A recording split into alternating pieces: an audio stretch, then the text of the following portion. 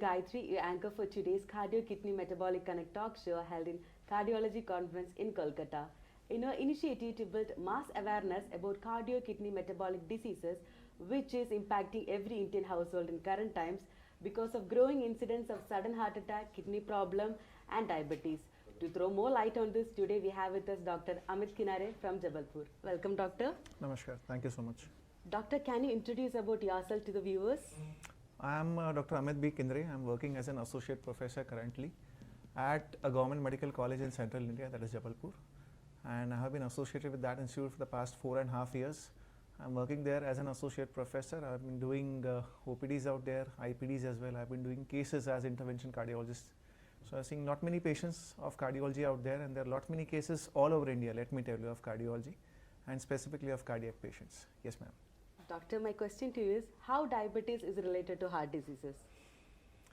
The connection between diabetes and cardiac disease is very intricate.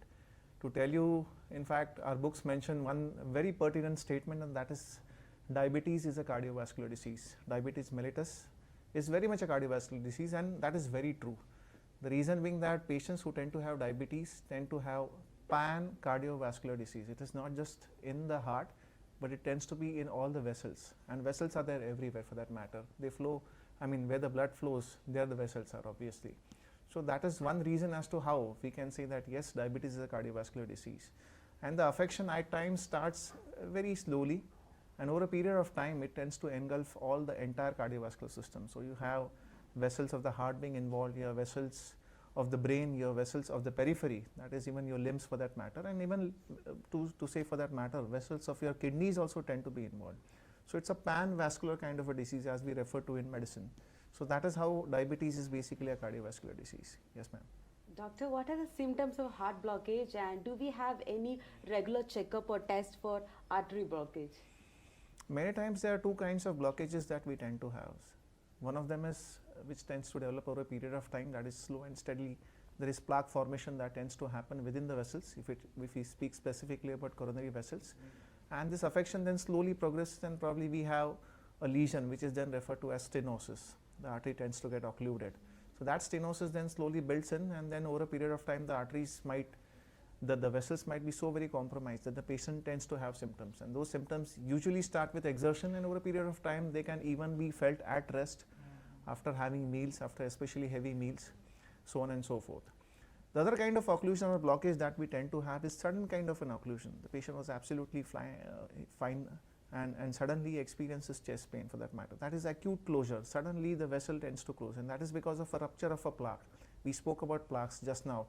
Patients of diabetes, patients of with hypertension, patients with smoking, patients with other risk factors like dyslipidemia tend to have plaques within their vessels, and these plaques can, they can close suddenly, they can rupture, and once they rupture, there is a thrombogenic area, thrombus. For example, if you have, say you have a cut in your hand for that matter, then the blood tends to stop after some time because of a thrombus. Similarly, if you have a cut within your arteries because of plaque disruption, then you tend to have a thrombus there, and just as the blood flow stops coming out, the blood stops oozing. Similarly, blood might stop flowing within the vessel, and I mean, to some extent it is useful, but then when that particular thrombus completely occludes the vessel, then that is the time there is no blood flow downstream. So when there is no blood downstream, that is the time you have chest pain, because your muscle doesn't receive enough amount of oxygen, enough amount of blood supply. It tends to go into that stage of something like gangrene for that matter. It becomes completely black. It tends to go black. That is, the muscle tends to die. That is something referred to as myocardial infarction, or in layman's term as heart attack. So that is, these are two kinds of blockages that we tend to have.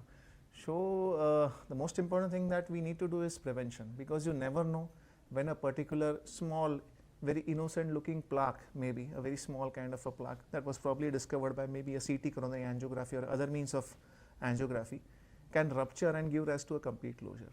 That is most important. Yes. Doctor, your message to the viewers for a healthy heart. I mean, there are many channels everywhere across the social media. You tend to have this talk about how to maintain a healthy heart for that matter. I mean, very simple things that I would advocate is have a lifestyle that is very balanced.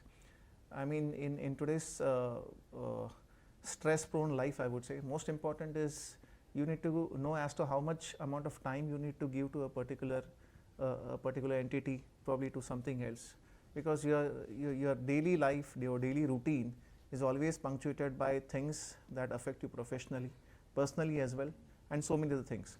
So maintaining a balance between all of them is very important. Keep things in moderation. A moderate life is the best way to go. I think so moderation is the way to go about. That is a way of life. So stress, be it work, it is easier said than done, no doubt about it, but wherever it is possible, make it a point that you keep things within moderation.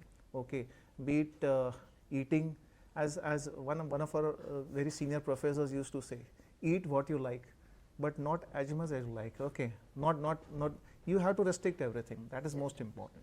So moderation is one thing, and apart from that, we have so many speakers, we have so many other columns in social media for that matter. We have talks where they say that yes, if you don't know what to do, at least avoid what is not to be done. For example, smoking, for that matter.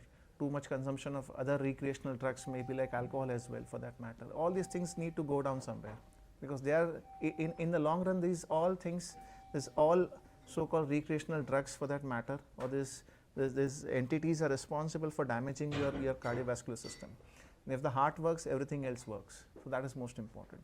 So simple things, keep things in moderation. If you want to enjoy, you can enjoy, but then there has to be a limit to everything. That is most important. Be it work as well, for that matter. Don't be a workaholic. Okay, limit your hours. At times you might have working hours which tend to extend over a period of time, but then you need to limit it. There has to be compensation for the same as well. Yes.